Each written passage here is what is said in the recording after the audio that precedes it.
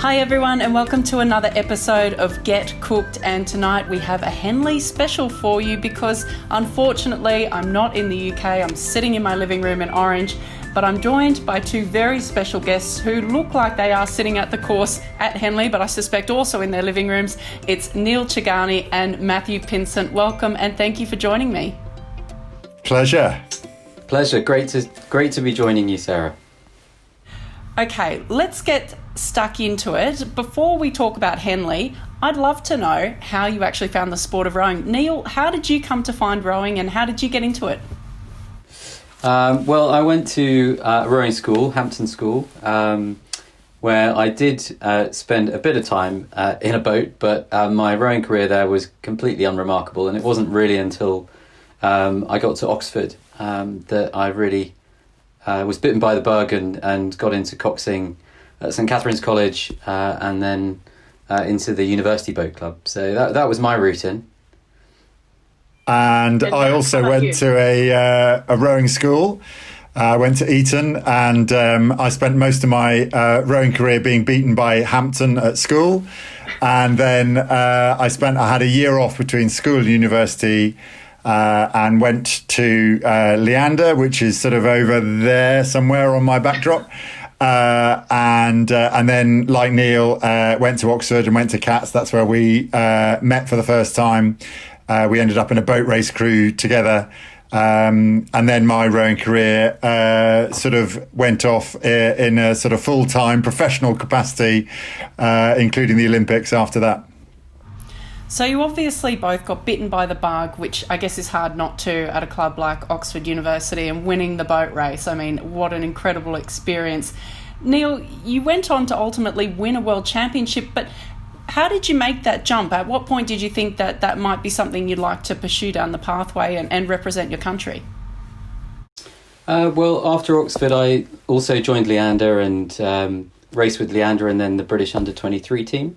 And then I had a sort of in and out relationship with national team rowing for the following 10 years because I didn't become a full-time athlete. I had a professional career that I was trying to hold down and do as much rowing as I could whilst at the same time doing a job in business. And so I carried on rowing at Leander during that period.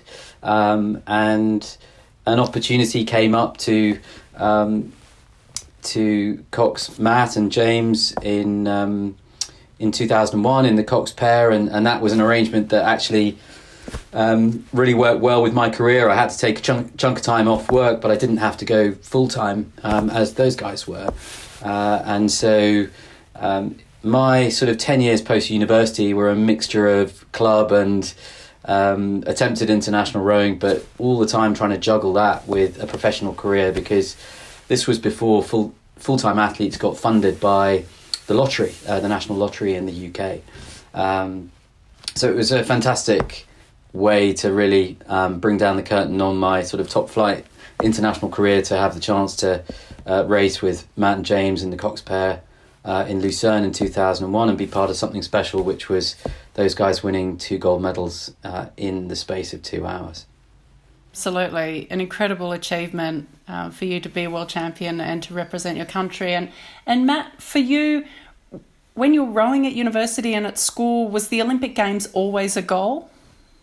No. I think it took me a long time to realise how good I could be. There was certainly a school coach who at sort of 16, 17 spotted me, and like all coaches, he kept sort of training logs and training diaries, coaching diaries, and he can now show me the couple of paragraphs that he wrote at the time. I was probably 16 or 17.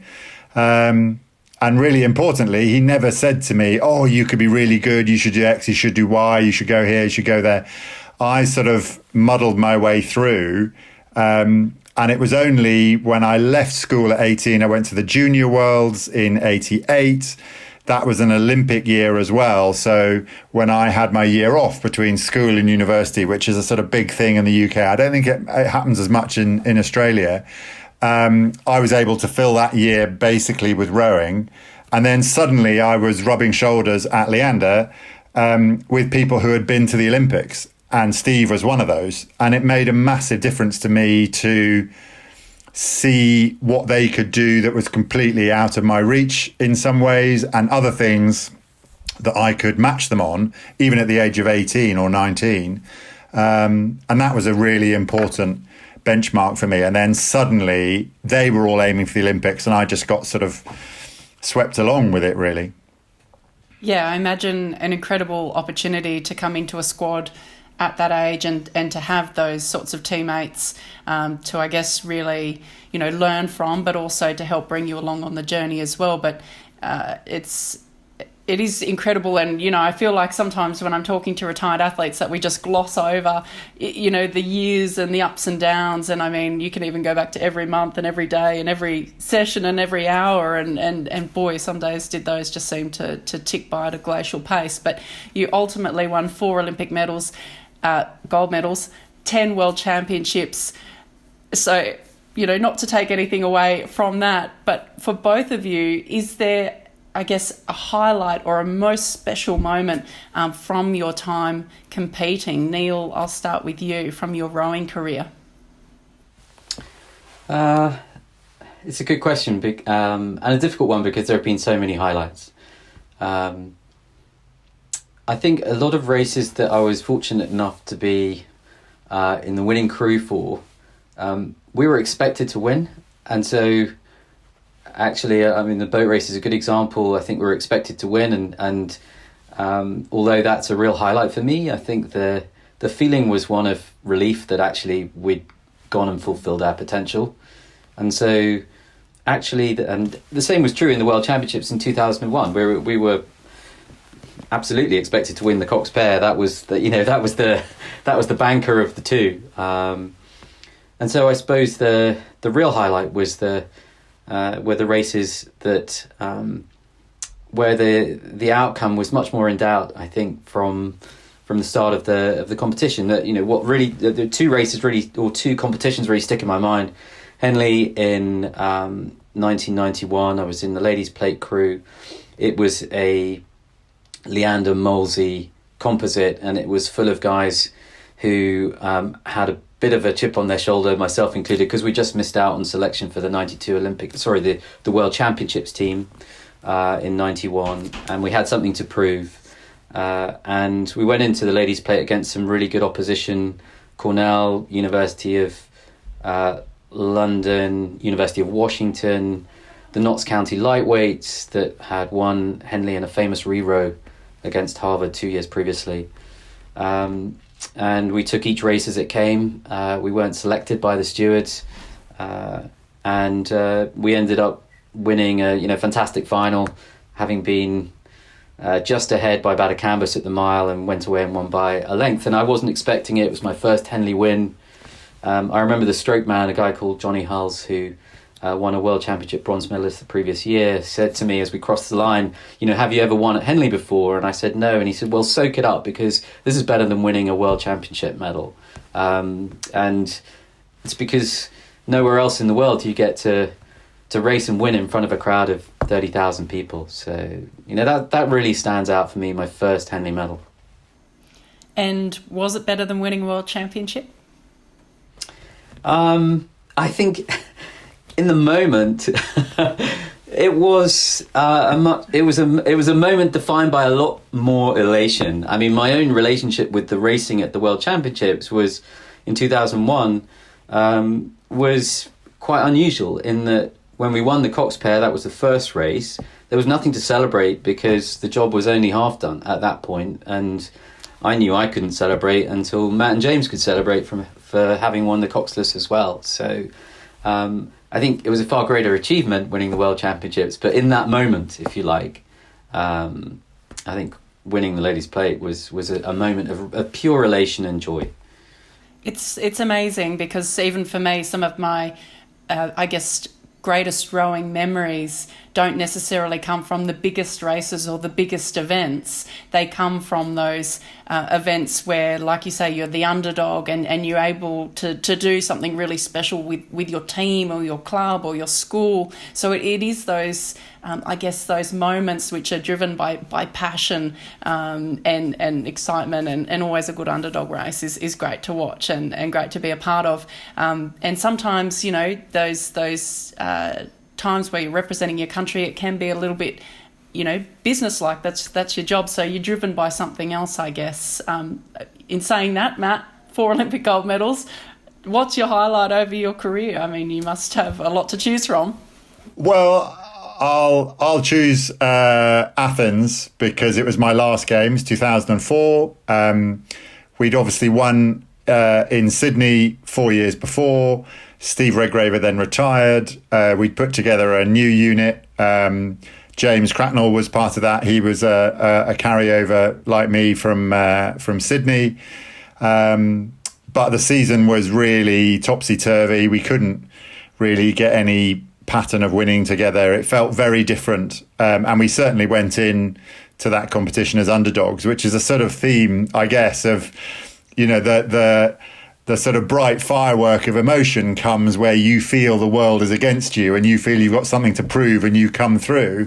And that definitely was true of our crew in Athens. And then we had just a sort of absolute dogfight of a race all the way down the course with the Canadians and I suppose in part the Italians as well. And we ended up winning by 8/100ths of a second, which was the closest margin of my Olympic career, certainly. And so that is very difficult to get away from as a highlight. Particularly also, it was my last international race, sort of before retiring. So it felt like just a sort of poetic ending to it. And you know, as I review it in my mind, you know, for 6 hours of every day ever since, you know, it's sort of, you know, it takes on this sort of legendary status. You build it up in your mind about how much of an underdog you were and how much you proved and how hard it was. And so it becomes sort of, even in my own mind, it takes on a sort of fairy tale element to it. But it's great to have won. And I think it would have completely changed my perception of that Olympic experience if we'd been 8/100 slower that day or 9/100 slower. Yes, absolutely. And for both of you, you've remained connected to the sport. Was it a case that you always wanted to be, or did you take some time away and then come back to rowing? And can you tell us a little bit about how you've remained involved and what you're doing? Obviously, the backgrounds there give us a bit of a hint. Neil? I mean, I think it happened slightly accidentally for me. I mean, I sort of retired, I suppose, from you know, top flight competition after 2001, but then got dragged back into masters rowing in 2005, 2006, and actually there was a really vibrant group at Molesey Boat Club, run by a guy called Johnny Searle, who won a gold medal in '92 at the Barcelona Olympics. And in fact, you know, we put together some good crews that came, you know, top 10 in the head of the river race. A crew with an average age of, I think, 35, 36. We got to the final of the Ladies' Plate in 2007 and lost by a length to Harvard, who were obviously full-time athletes. And so I spent a lot more of my time on the project that was the Molesey leg ends, as they're called. And in fact, it was through that I think I managed to persuade Matt to get back in a boat, actually, because we put together over a number of years a Masters 8, so crews with an average age of 40 plus, to go and race at the head of the Charles in Masters 8. And we had a couple of really enjoyable projects, culminating, I think, initially in us winning in 2012. That was actually a really fun project to be part of. It was a crew full of former Olympic and world champions, and you know, we started at the back, or 15th, I think, and overtook a few crews and ended up winning in record time. There was a lot of fun involved in that. So that actually for me coincided with the year when I was elected as steward of Henley in 2012.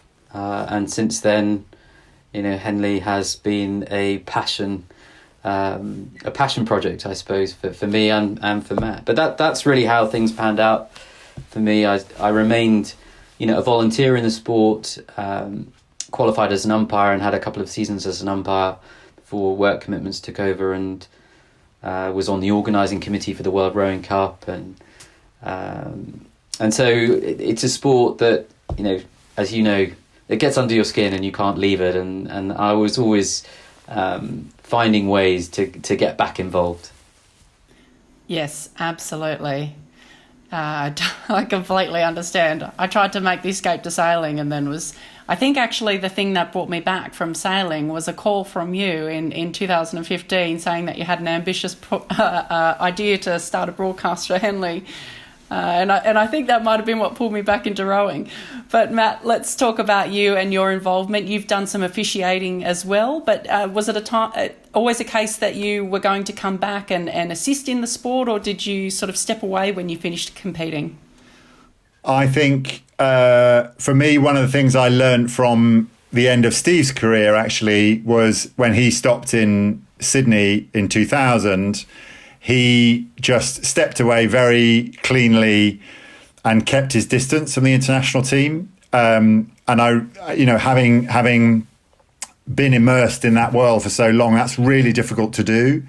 But for me, carrying on, it was actually really important that whilst he was on the end of the phone, he wasn't there on a day-to-day basis as an ex-athlete, sort of offering advice or whatever. And I really respected that choice. And so I sort of made a mental promise to myself that I would do exactly the same after 2004. I would, step away, leave the field clear for other people to take on that mantle, which they've done, majestically since then. And then I had some involvement with rowing through broadcast. I joined the BBC in 2005, so quite soon after my career ended. So rowing was a part of the broadcasting that I was doing and still is now. And then Henley was sort of in the background because I was actually elected a steward while I was still competing. So Henley, it's it's a very different experience being a steward when you're competing because you don't get any duties. You're just basically ignored by the rest of the stewards because, and I ignored the event because I was busy doing my thing out on the water. But then slowly but surely, it was then getting drawn into, right, well, what can I then do for Henley? And that in its first and most simple sense is be there and volunteer for all 5 days and get stuck in and roll your sleeves up and start doing shifts, whether it's start or finish or and then the idea of umpiring because umpiring was something I wanted to do, but then the first step along that road is to get your sort of national license, which I did in about 2006, and then that sort of started and my qualification period in the UK, and now I'm a world rowing umpire as well, and at Henley, which is wonderful, which is why I picked this photo behind me. Yes, it is like seeing you, I guess, from the other angle, but we're used to seeing you come down the track at the front of the umpire's launch on our broadcast, which people will be able to reminisce and enjoy during Henley at Home this weekend. So I'm sure you'll feature prominently in that, as well as guiding us through some of those races on the weekend, Matt. But for both of you, Neil, in your speech at the overseas reception in 2016, you quoted Dan Topolsky, who said, "It is hard to justify the wanton dissipation of countless hours pulling an oar on the river. The pleasure derived from it can hardly explain away the huge incursion into a person's life." But then you went on to say, when Henley Week arrives, all of those countless hours seem worthwhile. What is it that makes Henley so special and just something that we are so devastated can't be happening this year, but I'm sure we'll be counting down the hours to next year? Wow, I'm still slightly disarmed by the fact that you remember what I said in that speech in 2016. It was an excellent speech. I think it's well, thank you. It's a combination of things that make Henley completely unique on the rowing calendar. It's a combination of the extraordinary heritage that we enjoy today after 180 years of tradition. It's the fact that there is a real purity to the racing because it's gladiatorial, one-on-one, in a way that isn't really the case in most other rowing events.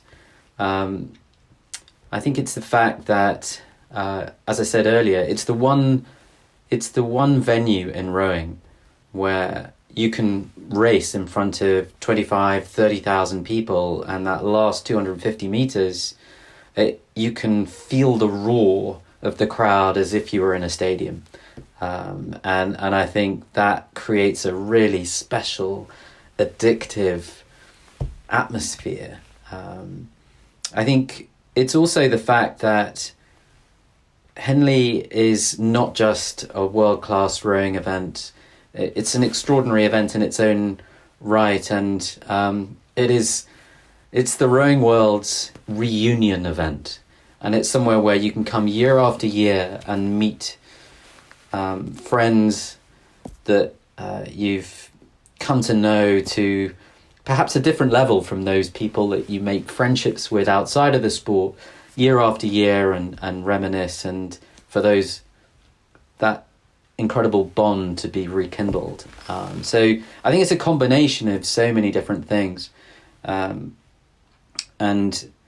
the silverware goes back as long as the regatta does, and I think there's something incredibly special about competing for trophies that are in some cases up to 180 years old. So it's many different things, and I think also the fact that winning at Henley is just such an elusive ambition for so many oarsmen and women. I'd like to think that in the last 5 years as well, by covering the regatta live on YouTube, we've opened a window on what is such a special event, and I think for the current crop of rowers, it hopefully makes it an even more attractive prospect to race at, because actually their experience at Henley is being captured forever, and is something that can be relived by the current crop of athletes. Absolutely, and I look forward to reliving some of those highlights this weekend. Matt, for you, what is it that makes Henley so special? Neil said, it is a culmination of things, which is it's just so true though. It is, I don't think you can nail it down to just one thing, but what is it for you? Well, I completely agree with everything he says. I think those are really important pillars of the event. I think the tradition is vital. The racing, of course, from our rowers' point of view, is key. But I'd also add a couple of other factors. One of which is the competitors and the members. The sort of rowing family encompass the racing course and I suppose the stewards' enclosure and the enclosures in the last 250. There is an element to Henley which at times it's not altogether comfortable, but the first 1,500, 1,600 metres of the course are nothing really to do with the organisation, nothing really to do with the racing, but it is a huge crowd who come down to a rowing event. A lot of them don't know one end of a rowing boat from the other, and that's fine. A lot of them have no connection with rowing or any of the competitors. That's fine. A lot of them aren't there to watch the racing. That's fine too. But you can't get away from the fact that it then gives the event a completely different feeling to any other rowing event. I was, as part of Henley at Home, I was talking to Mahe Drysdale, who loves the event and comes over as often as he can. And he was saying about how it's completely different. It's one of the reasons that he likes it is because the river isn't shut and you get these sort of horrible rolling washes that come across the course, which make, trying to scull on that bit of river really testing.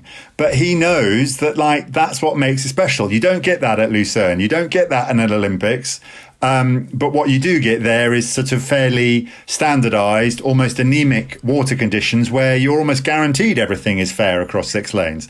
Henley is a living, breathing entity, which makes racing completely different.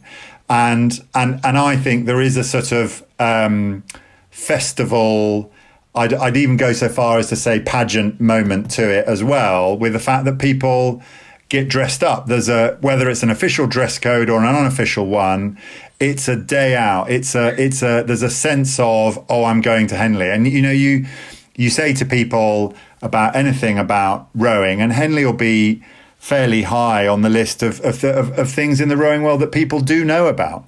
And that's because they might remember going and getting really drunk as a teenager, or going and having a really lovely time as an adult. And it just does transform what is a rowing event into something extra. And I just come back to the idea that it's sort of,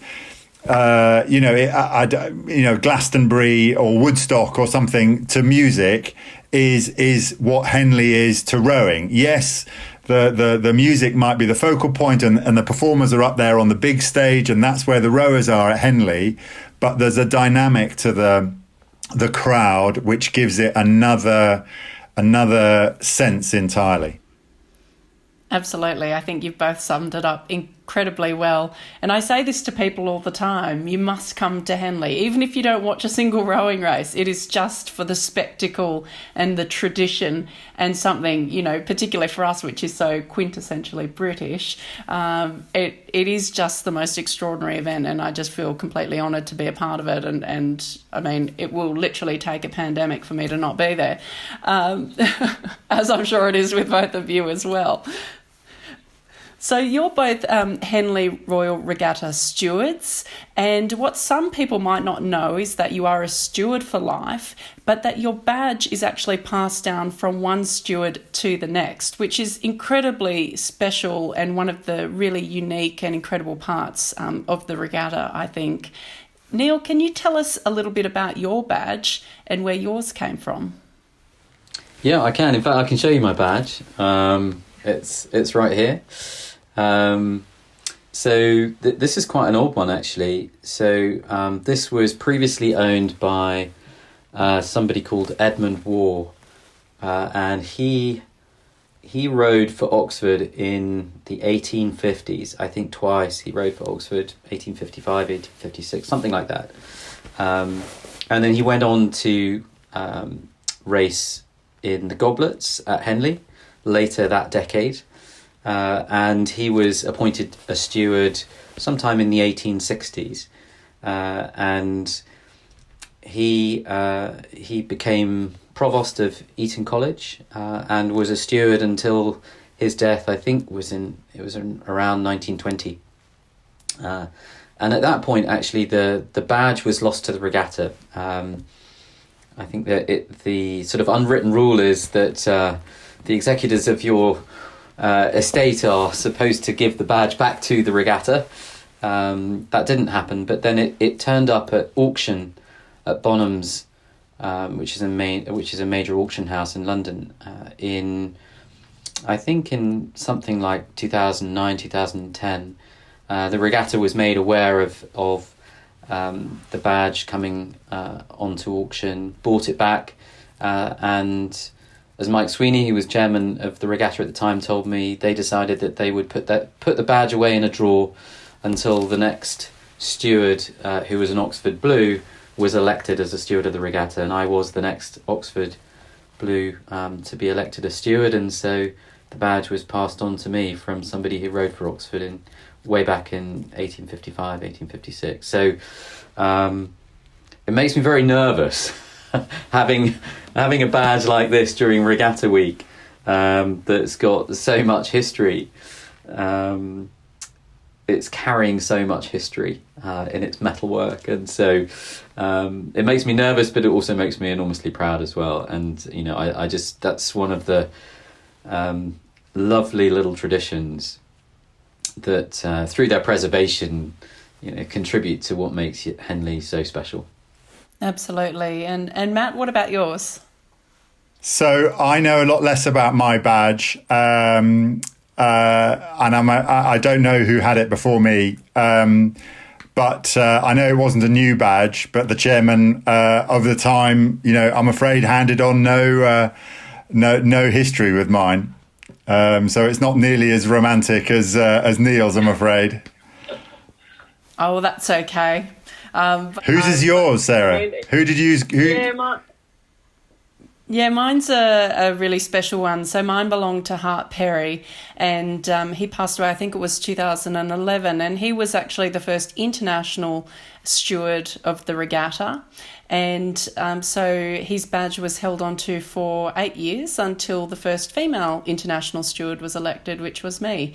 And his widow, Jill, came to the Regatta last year when she was made aware that his badge was being handed on, and I got to meet her, and each day I would see her first thing in the morning, and she'd say, "Good morning, Sarah," and she'd touch my badge and say, "Good morning, Hart." So it was incredibly special, and such an amazing tradition. Oh, it makes me want to well up. But Jill and I stay in contact quite regularly, and I feel incredibly honoured to have received Hart's badge. And he and I, aside from being international stewards, we both had very similar, I guess, connections at a school and a national and an international level within the sport. So there was, I guess, a bit of synergy there between our stories. So very, very honoured and very humbled to have been elected, but particularly to have been bestowed with his badge. Don't drop it in the river. I don't have it. I know, I don't have it on because it's actually back in the UK, because it still has the original clasp on it. So I wanted to get a bit of a sturdier clasp, but I actually double pin it each day pinning onto my blazer. Yes, there's one double steward. Double pinning's the trick. Yes, and there's one steward who I won't dob in, but he's a rather prominent steward, and I believe he's up to badge number 3. So I won't dob him in, but he did confess that one to me. Oh, I've heard that story as well. I know who that is. Yeah. No names, no pack drill. Yeah, we won't talk about that. So I would like to talk about the Regatta now and how Henley has developed in recent years. I mean, people often say nothing ever moves quickly at the Regatta, but I actually think some of the changes that have happened in the last 5 years have been quite extraordinary to what we see today and would have seen this year. Can you, Neil, highlight perhaps some of those big changes? And obviously what we're going to be seeing this weekend, I think, is a big part of that. Yeah, there have been some big changes, and first among them, I suppose, sequentially at least, was the fact that back in 2015, we introduced or reintroduced live coverage of the Regatta.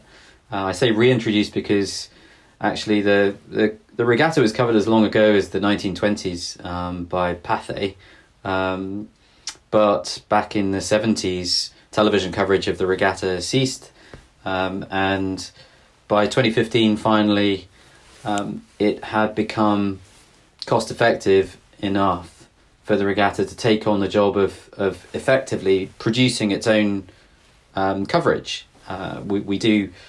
We use a production company, Sunset and Vine, but they're under our complete editorial control, and Matt and I in partnership have basically been leading that project since 2015. And it's something that has gained momentum, grown audiences.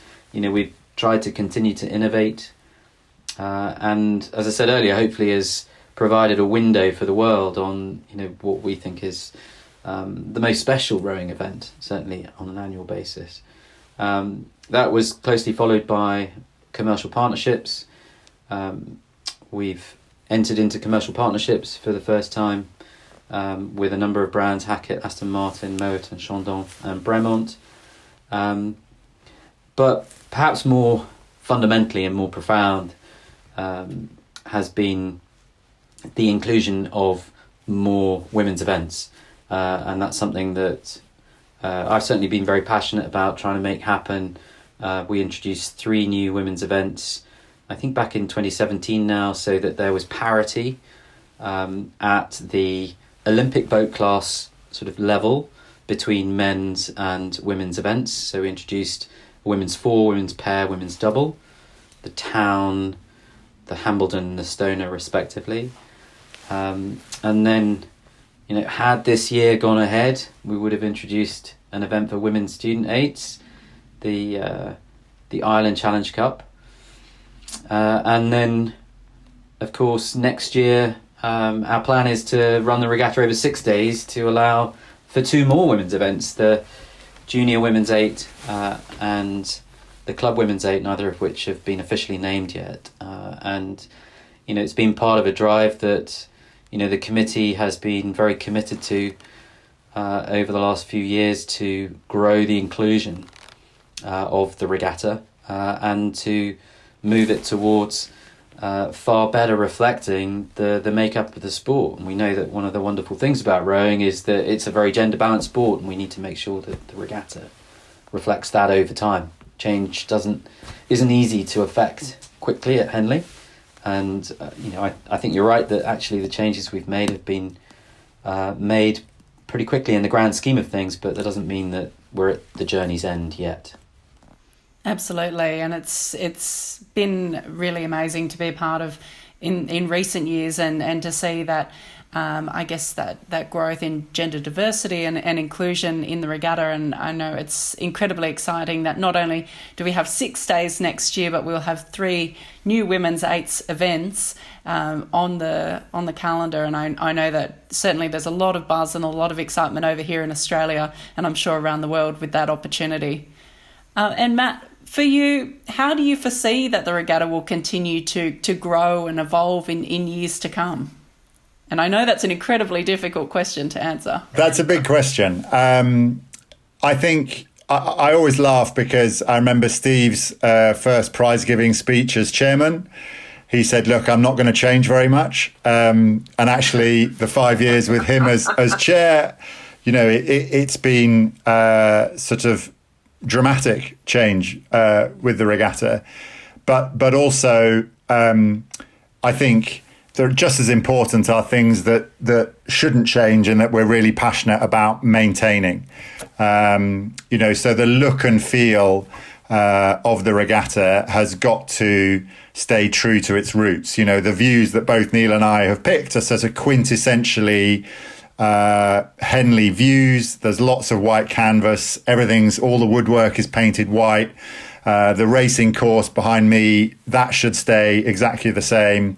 The umpire's launch that I'm sitting on, super large. Those shouldn't change. In fact, we've the last 2 years we've ordered 2 more. So whilst they're new out of the mold, they look old and they look traditional.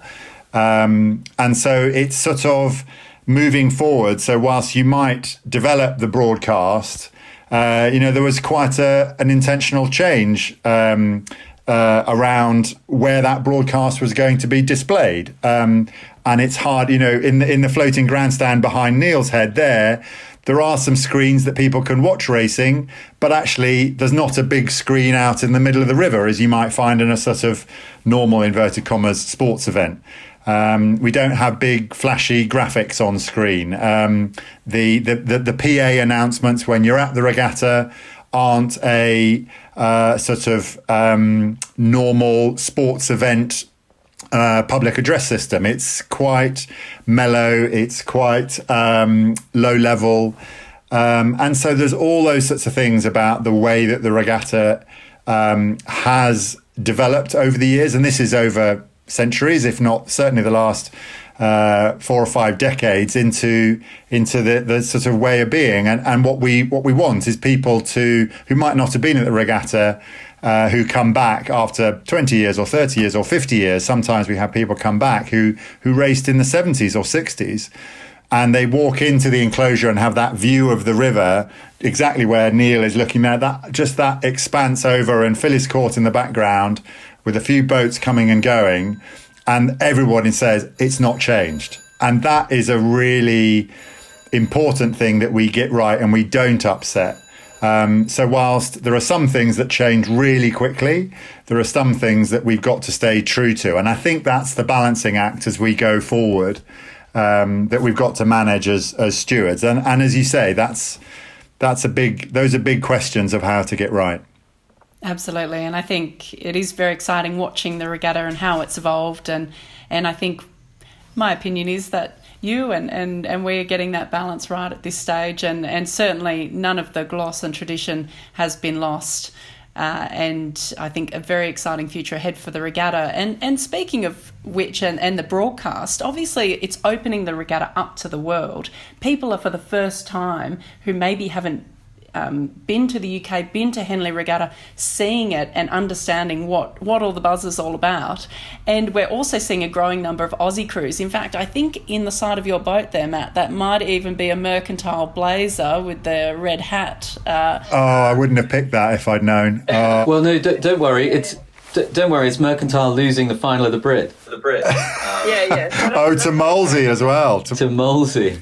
Yeah. So I've got the right blazer on, so that's okay. So obviously we're seeing more and more Aussie crews show up to compete at Henley.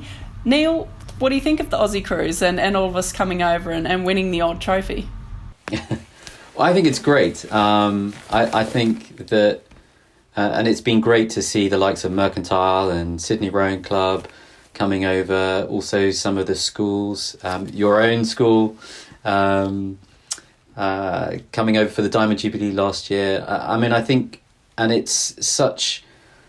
we feel so privileged to have crews from Australia coming to the regatta, because we know that it's such a massive commitment on behalf of the crews, the clubs or the universities or the schools that they're coming from, their families, because it's very expensive. We recognise that, to come all the way from Australia to race at the regatta. And so I think we consider it a real privilege, and it's one of the reasons why, for example, we have the overseas cruise reception on a Monday night. It's a way of us saying thank you to those crews for making the effort to come to Henley, because there's no doubt that the presence of international crews from clubs which have, strong traditions of their own, just lend a cachet, a luster to our regatta. And I think that's very much the case in respect of these well-established Australian clubs that come over. So, no, I think it's fantastic. An Australian presence at the regatta has given us some fantastic racing over the years as well. I can think of a few that really stick in my mind, albeit they're ones that British crews won, like when Matt was in the floor that beat the. You can't steal my moment. In that famous moment of reprimand, as I recall, from the chairman. And then I remember in 1988, the Henley before the Olympic Games, the British 8 beat the Australian 8 in the final of the ground by 1 foot, which was an incredible race. Albeit, I think the Australians then reversed that at the Olympics. But anyway, yeah, it's been fantastic to have Australian crews come over, definitely. And we want you to keep coming. And, of course, this COVID pandemic is going to have quite a significant impact on international travel for some time to come. And can't wait for international travel to be safe again, so that tradition can continue. Yeah, absolutely. Well, we very much hope to be there next year, although Qantas won't be flying internationally till July next year, so we'll have to wait and see how things pan out. But Matt, for you, both at Henley, at the Olympics, at the World Championships, you've raced a lot of Aussie crews over the time. What are some of your memories, and how do you find us? I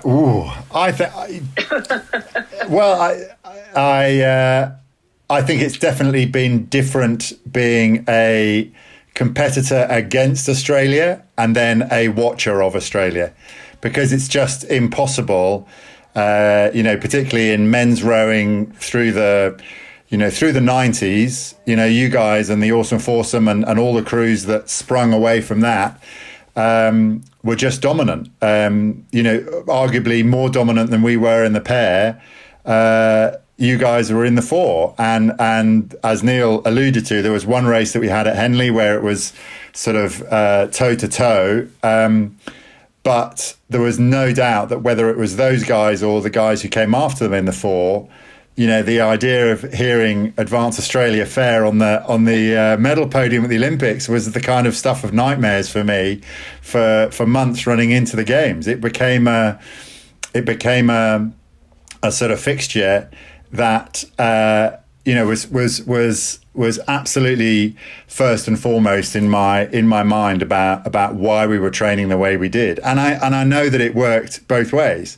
But then what's brilliant about our sport and brilliant about the sort of relationships that we have between Australia and GB is that I can step away from the sort of white hot edge of competition. And now I can look at the Aussie team. I get to see you guys at World Championships and Olympics. And it's been absolutely amazing, the consistency, just as Britain actually arguably now sort of, there's more than a sense of sort of turn down. We're not nearly as consistent across all the boat classes that we used to be, whereas Australia broadly has held that quality across. So it's really impressive knowing generation after generation of athlete is able to do that. I'll still struggle to be completely complimentary. I'll always, and that's social media is brilliant for it, because you can just, whether it's rugby or cricket or rowing, it's just it works with no other nation. You just never take the mick out of the Germans or the Italians or the Americans or the Canadians in the same way that you can with the Aussies. It's just perfect. It's pitch perfect. Well, my daughter has some pictures of Australian animals on her walls, and there's six of them, and the sixth one is a wallaby. And every time I point out the wallaby, I sing to her, "You want to be a wallaby?" She loves it. That's going to be the first thing she says. Yeah, we indoctrinate them early. Matt talking about taking the mick out of the Australians reminds me actually of back in the distant past of my rowing career, I actually went to Australia to race in Australian Henley, and it was in 1993. It was a British crew. I can't really remember what took us there. It was at the time when actually the FISA World Cup there was a round of the FISA World Cup at Henley, at Australian Henley, and I remember we raced the AIS and a Mercantile and Melbourne University composite in the final. And of course, I think that at the heart of that composite was the awesome foursome. And Greg Searle was in our crew, a young Greg Searle, freshly sort of minted Olympic gold medalist from Barcelona the previous year. And I remember we were rather sort of, we were impressed in some ways that the AIS turned up all wearing the same rather unattractive nylon tracksuits. And I remember he went up to one of them and sort of felt the quality of the material. He said, "Oh, nice tracksuit." And to which the rest of his crew said, "Why have you just gone and given them a reason to stick it to us in the final?" But and they did. So we lost that quite comfortably. And also that tracksuit would have been GB colours as well, I think, red, white, and blue. So that probably wasn't the best choice of outfit. Look, it's been amazing hearing your insights and obviously having a bit of a reminisce about Henley, and people can join you this weekend via the website. They can follow the links there and see the schedule for the weekend and watch some of the best races, some of the highlights, and I know there's some hidden gems in there as well, which Jess Eddy and Martin Cross will be picking out and bringing to people. So do tune in if you can. I think it's somewhere in the middle of the night for Australia, so depends what we've got going on here. But for those of you who have local time, definitely switch it on and have a look. It should be great to look at that incredible broadcast, and every year I think we seem to marvel at the drone shots and these incredible incredible scenes that we get down the river, and we can all reminisce and look forward to an extra day at Henley next year, of course, being the first of 6 days. So I'll have to find a sixth outfit to wear, so I've got a year to work that out. But we're going to finish off with our Fast Five. So these are 5 questions that we ask all of our guests on Get Cooked. So I'll start with, what's your favourite rowing course, Neil? Henley. Now he's taken that one. Bled. Also a popular choice. Top track to erg to, Matt. Oh, something proper noisy and loud. I don't know, some rock, I don't know, AC/DC. That's easy. That'll take my mind off it. That's an excellent call. Good Aussie band there, Neil. It's got to be "Lose Yourself" by Eminem. Actually, I think that might have been Martin's as well. Oh, really? Yeah, yep. So that's also a popular choice. Best piece of advice you've been given, Matt? Soon after I retired, an old rowing coach of mine said, don't rush. And that was all about sort of career and next steps. And I was sort of anxious to work out what the next step was. And he just said, don't rush. And I haven't ever since. Well, that's excellent advice. It really is. Neil? I know that Jürgen has given this advice to a number of people, but the last stroke counts is something that Jürgen has said. And I think it's actually quite a good metaphor for not just for rowing, but for life. You know, it's about staying committed to the end. And, you know, conscientiousness, you know, and commitment is something that helps you to achieve things in life, not just in rowing, and you can only do that if actually you make sure that the last stroke counts. So absolutely, and I'm sure with respect to Henley, you'll see us. Yeah, our viewers might find us all up in that box, grey and old one day, still hanging on to the very end. And Matt, for you, your career highlight, if you could pick just one. I don't think I can do anything other than pick Athens, 2004. Absolutely. We heard about that earlier. A wonderful memory. Neil, for you? I mean, I've talked about the racing highlight, I suppose. Rowing career highlights. I mean, for me, it really has been what we've achieved at Henley over the last 5 years, actually. Because I'm really proud of what we've managed to do to open up the regatta to more people, both in terms of being able to watch it and also participate in it. And I think growing the inclusion of it is something that I'm very proud of. And as I said, we're not at journey's end yet, but it's taken a lot of hard work. And so I'm proud of that. Absolutely. And Matt, for you, hardest session you've ever done? I think if it's not a race, then we would do a half-hour rowing machine, 30 minutes on the rowing machine, rate 20. And we would do those fairly regularly, but then we did them occasionally at altitude. And if you go to altitude and have 7% less oxygen, then that definitely makes you concentrate. I actually agree. There's been many times where I've done that test and 15 minutes I've gotten in and thought, what have I done? How am I only halfway? Neil, for you? I remember I found it very difficult to get down to weight, particularly when I first started out, because the international minimum, which was a de facto maximum, was 50 kilos when I first started international racing, and it went up to 55 in 1995, which made life somewhat easier. But nonetheless, I do remember I dieted so hard, and for the boat race in 1991, and I was down at 7 stone 13. But I remember one particular day, I dieted so hard that I almost blacked out, because I'd not only dieted but also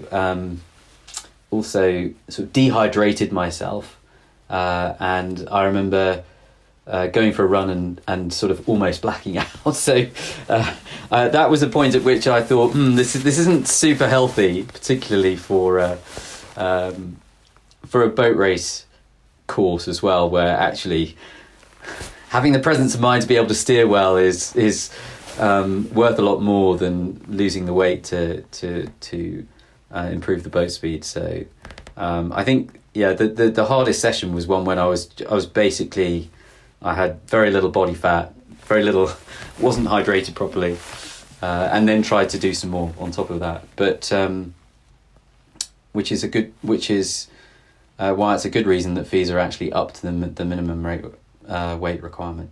Absolutely, 50 kilos, that is crazy. Well, look, it's been wonderful speaking to both of you, and I'm so sad that it can't be in person and for 5 days and in the summer sunshine over there. But thank you so much for joining me and for sharing some of your insights. And I've made myself a Pims just so I can have a little reminisce here in my living room in freezing cold Orange in the middle of winter. But thank you both of you, and enjoy this weekend and your Henley at home. Stay safe and well, and we hope that we'll be joining you in the UK next year for Henley Regatta over 6 days and seeing those spectacular 3 new women's 8s events as well.